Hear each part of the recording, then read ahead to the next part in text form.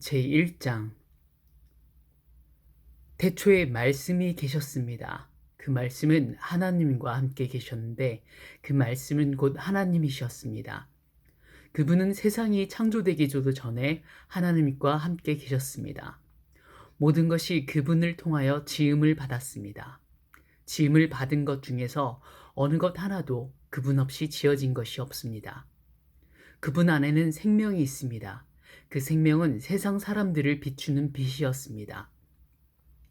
그 빛이 어둠 속에서 빛을 발했지만 어둠은 그 빛을 깨닫지 못했습니다. 하나님께로부터 보냄을 받은 요한이라는 사람이 있었습니다. 요한은 그 빛에 대해 증언하여 자기를 통해 모든 사람들이 믿음을 얻도록 하기 위해 보냄을 받은 사람입니다. 요한 자신은 그 빛이 아니었으나 사람들에게 그 빛에 대하여 증언하기 위해 온 것입니다. 참 빛이 있었습니다. 그 빛은 세상에 와서 모든 사람을 비췄습니다. 참 빛이 되신 말씀이 세상에 계셨습니다. 세상은 그분을 통하여 지음을 받았는데도 그분을 알지 못하였습니다. 그분은 자기의 땅에 오셨으나 그의 백성들은 그분을 영접하지 않았습니다. 그러나 누구든지 그분을 영접하는 사람들, 그분의 이름을 믿는 사람들에게는 하나님의 자녀가 되는 자격을 주셨습니다. 좋은 가문에 태어난 사람들만 하나님의 자녀가 되는 것이 아닙니다. 또한 어떤 사람들의 계획이나 바람에 의해서 그리고 그들의 조상으로 말미암아 하나님의 자녀가 된 것도 아닙니다. 다만 그들은 하나님 자신이 그들의 아버지라는 사실 때문에 하나님의 자녀가 된 것입니다. 말씀이 사람이 되셔서 우리 가운데에서 사셨습니다. 우리는 그분의 영광을 보았습니다. 그 영광은 오직 아버지의 독생자만이 가질 수 있는 영광이었습니다. 그 말씀은 은혜와 진리로 충만해 있었습니다. 요한이 그분에 대해 증언하며 외쳤습니다. 내가 전에 내 뒤에 오시는 분이 계시는데 그분이 나보다 더 위대하신 것은 내가 태어나기 전에 존재하셨기 때문이다 라고 말했는데 이분이 바로 내가 말한 그분이다. 그분이 충만하신 것에서 우리 모두는 넘치는 은혜를 받았습니다. 그분의 충만하신 것에서 우리 모두는 넘치는 은혜를 받았습니다. 그것은 율법이 모세를 통해 주어졌지만 은혜와 진리는 예수 그리스도를 통하여 왔기 때문입니다. 지금까지 하나님을 본 사람은 아무도 없었습니다. 그러나 하나님이시며 아버지 곁에 계시던 독생자이신 분이 우리에게 하나님이 어떤 분이신지를 알려주셨습니다. 요한이 증언한 내용은 이렇습니다.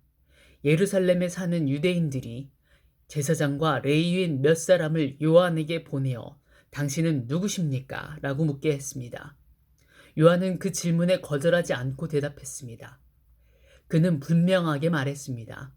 나는 그리스도가 아닙니다. 그러자 그 사람들이 요한에게 물었습니다. 그럼 도대체 당신은 누구십니까? 엘리야입니까? 요한이 대답했습니다. 아니요, 나는 엘리야가 아닙니다. 그러자 사람들이 물었습니다. 장차 오시기로 한 그 예언자입니까? 요한은 또 대답했습니다. 아닙니다. 그러자 그들이 요한에게 말하였습니다. 그렇다면 당신은 누구십니까? 우리는 우리를 보낸 사람들에게 보고해야 합니다. 대답해 주십시오. 당신은 자신을 무엇이라고 생각하십니까? 요한은 그 사람들에게 이사야 선지자의 말씀을 인용하여 대답했습니다. 나는 광야에서 주님을 위하여 길을 곧게 만들어라 하고 외치는 사람의 소리입니다. 보냄을 받은 유대 사람들 중에는 바리새인이 보낸 사람이 있었습니다. 그 사람들이 요한에게 물었습니다. 당신이 그리스도도 아니고 엘리야도 아니고 예언자도 아니라면 왜 사람들에게 세례를 줍니까? 요한이 대답했습니다. 나는 사람들에게 물로 세례를 줍니다. 그러나 여러분 가운데 여러분이 알지 못하는 한 사람이 서 계십니다. 그분은 내 뒤에 오시는 분이지만 나는 그분의 신발끈을 풀 자격도 없는 사람입니다. 이 모든 것은 요한이 세례를 주던 요단강 동편 베다니에서 일어난 일이었습니다. 다음날 요한은 자기에게 오시는 예수님을 보고 이렇게 말했습니다. 보십시오. 세상 죄를 지고 가시는 하나님의 어린 양이십니다.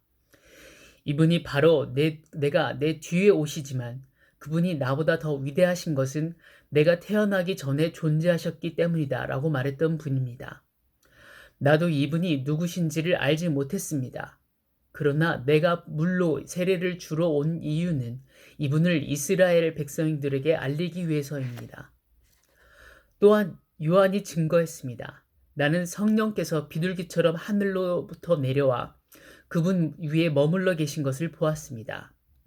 나 역시 그분이 그리스도인신 것을 알지 못하였습니다. 그러나 나를 보내어 물로 세례를 주라고 하신 분이 너는 그 어떤 사람에게 성령이 내려와 그 위에 머무르는 것을 보면 그 사람이 생명으로 세례를 주실 바로 그분인 줄 알아라 하고 말씀하셨습니다. 나는 그분이 하나님의 아들이신 것을 보았고 그분이 바로 하나님의 아들이라고 증언하였습니다. 그 다음 날 요한은 제자 두 사람과 함께 다시 그 자리에 서 있었습니다.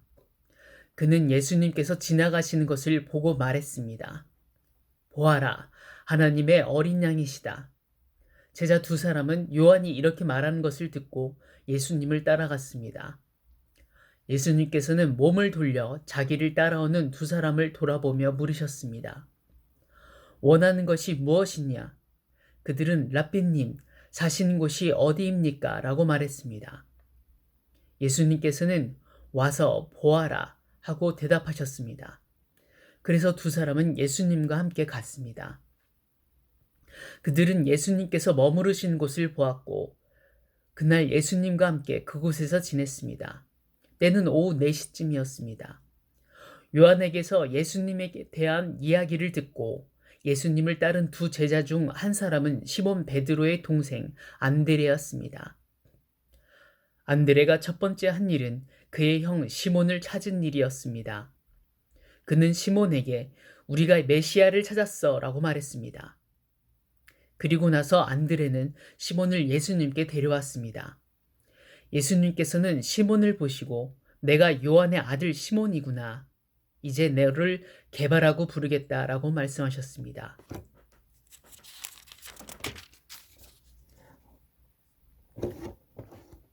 다음날 예수님께서는 갈릴리로 가기를 원하셨습니다. 예수님께서는 빌립을 만나시자 그에게 나를 따라오너라 라고 말씀하셨습니다. 빌립은 안드레와 베드로와 같은 동네인 베세다 사람이었습니다. 빌립은 나다니엘을 만나고는 그에게 이렇게 말했습니다. 모세가 율법책에 썼고 예언자들도 기록한 그분을 우리가 찾았다. 나사렛 사람 요셉의 아들 예수님이 바로 그분이시다. 그러나 나다니엘은 빌립에게 나사렛에서 뭐 좋은 것이 나올 수 있겠는가 라고 말했습니다. 빌립은 와서 보아라 하고 대답했습니다. 예수님께서는 나다니엘이 자기에게 오는 것을 보시고 여기 참 이스라엘 사람이 있다.